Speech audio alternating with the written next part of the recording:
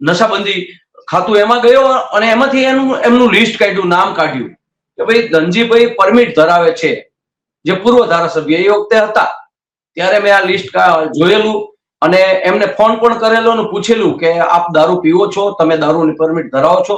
ત્યારે એમ કીધું કે મેં તો આવું કઈ નથી કરતો.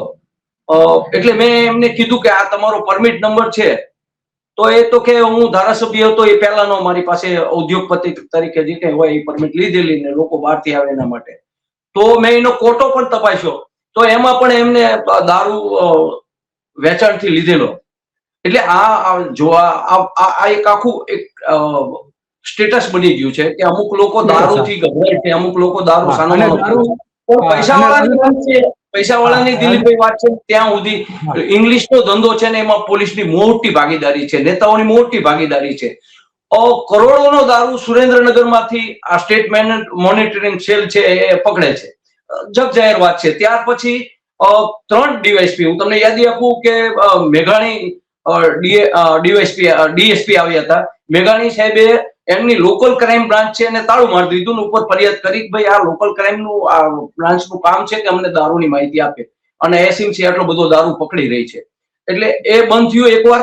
પછી લોકલ ક્રાઇમ બ્રાન્ચ બીજી વાર દુધાત સાહેબ આવ્યા આમની પહેલા, એમને પણ એ બંધ કરાવ્યું હતું. હવે આવે આ એસપી પ્રેમસુખ ડેલુ, એમને પણ શરૂઆતમાં આવીને તે વિખેરી નાખ્યું એલસીબી ને, જુદી જુદી જગ્યાએ લોકોને બદલીઓ કરી અને સંતોષ માણી લીધો. પણ દારૂનું મૂળ ક્યાં છે? અંગ્રેજી દારૂની હેરફેર અહીંયા એટલી બધી કેમ થાય છે? લેનાર કોણ છે, ખરીદનાર કોણ છે, ત્યાં સુધી કોઈ દિવસ તપાસ થતી નથી. આ લિસ્ટો તો ખાલી દેશી દારૂ વેચનારા સામાન્ય લોકોના છે. આમાં ચબરબંધીઓ કેટલાય નથી. સારી વાત જિલ્લો આખો જાણે છે.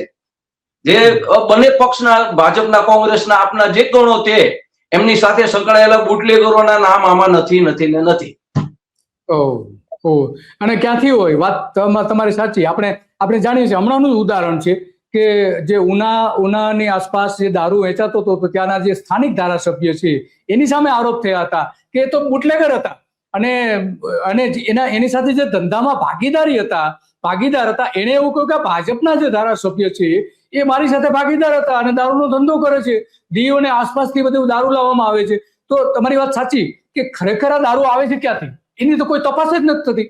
માનો કે દેશી દારૂ સ્થાનિક રીતે બનતો હોય એવું માની લઈએ આપણે, ચાલો, પરંતુ બાકી જે વિદેશી પ્રકારનો જે દારૂ આવે છે કે જે ફેક્ટરીમાં જ બને છે તો એ ક્યાંથી આવે છે? એનું આજ સુધી ક્યારેય એનું મૂળ પકડવામાં નથી આવ્યું. મૂળ ન પકડાય એ માટેના ઘણા બધા આજે સિન્ડિકેટ કામ કરતી હોય છે અને એના હપ્તાઓ આપણે જાણીએ છીએ, પોલીસ સ્ટેશનથી લઈને છેક એસપી, પોલીસ કમિશનર અને અને સચિવાલય સુધી આ બધા હપ્તાઓ જતા હોય છે. તો આ વાત એટલા માટે મહત્વની બની જાય છે ઈસુદાનભાઈ કે રાજુદાનભાઈ કે આ જે ખરેખર દારૂ પકડાવા, જો દારૂ વેચાતો જ બંધ કરવો હોય તો જે લોકો સપ્લાયર છે, જ્યાંથી દારૂ આવે છે એને તમે નોટિસ તો આપતા નથી, એને ત્યાં તો તમે દરોડ પાડતા નથી.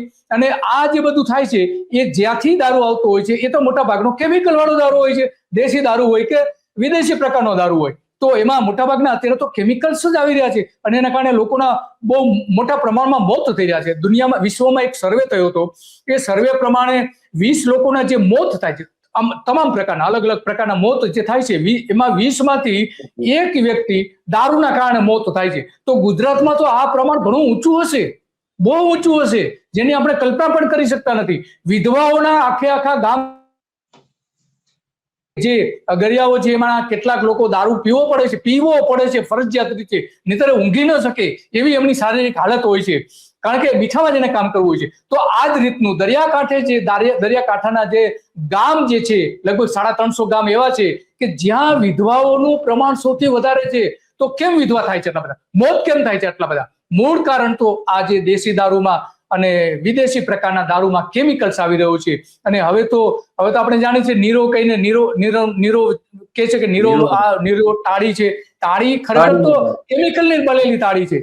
તો આ પ્રકારે મોતનું તાંડવ જે આખા ગુજરાતમાં ખેલાઈ રહ્યું છે એ બહુ ખરેખર ચિંતાનો વિષય છે. અને આ તમે જે વાત કરી, બહુ સારી વાત કરી કે આ માત્ર જે કે લિસ્ટ જાહેર થયું છે એ તો નાના અમથા સ્થાનિક બુટલેગરો છે કે જેની સામે 3 કેસ થયા છે એવા બુટલેગરો.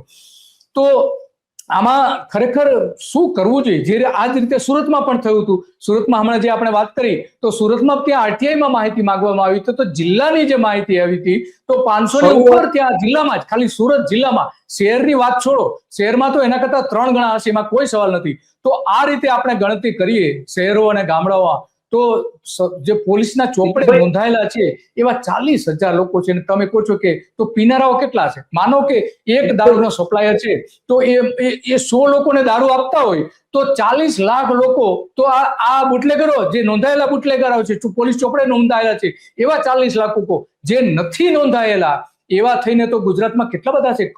કરોડની ઉપર તો પીનારાઓ હશે ઓછામાં ઓછા. મહિલાઓને બાદ કરી નાખીએ તો જે પુરુષોની વસ્તી છે 3.5 કરોડ, એમાંથી 1 કરોડ પીનારા હોય, એટલે ગુજરાતમાં તો દારૂબંધી તો રહી જ નથી. તો આ દારૂબંધી કેમ નથી? એક તો પહેલા નક્કી કરવું પડશે, આ ગાંધીનું ગુજરાત છે ને દારૂબંધી એમને રાખવી છે તો પહેલા તો નેતાઓ જ નક્કી કરે. ત્યાં ધારાસભામાં સંસદમાં બેન નેતાઓ નક્કી કરે કે એમને શું જોઈએ છે, તો જો ચોંકાવનારો આંકડો તો ત્યાં બહાર પડશે. એ સમર્થનમાં છે આ લોકોને બગાડી રહ્યા છે. ગુજરાત બગડેલું નથી, ગુજરાતની પ્રજા આવી નહોતી.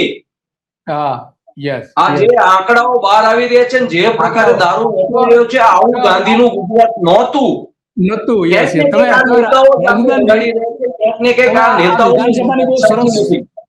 તમે વિધાનસભાની બહુ સરસ વાત કરી. વિધાનસભામાં એના કામમાં રાખે છે. હા, વિધાનસભામાં